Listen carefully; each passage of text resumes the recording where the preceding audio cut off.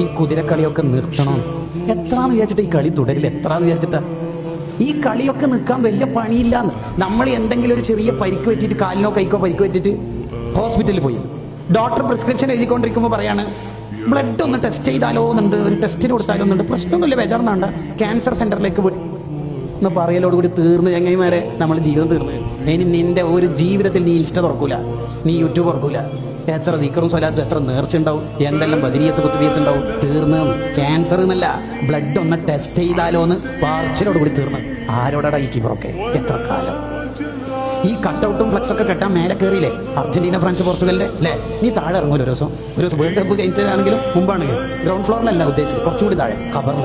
അന്ന് ഒറ്റക്ക celebrated ടീമില്ല, fans association ഇല്ല, ആരുമില്ല. റെഡ് സിഗ്നൽ കത്തി കാറ് നിർത്തി, ട്രാഫിക് അല്ലേ, റെഡ് സിഗ്നൽ കത്തി കാറ് നിർത്തി. ഉണ്ടായ സംഭവമല്ലേ ഈ പറയണത്? കുറച്ച് കഴിഞ്ഞ് പച്ച ലൈറ്റ് കത്തി, കാർ പോകാൻ നോക്കുമ്പോൾ മുമ്പിലത്തെ കാർ പോകണില്ല, തുരുതുരാ ഹോൺ അടിച്ചു, ചൂടായി.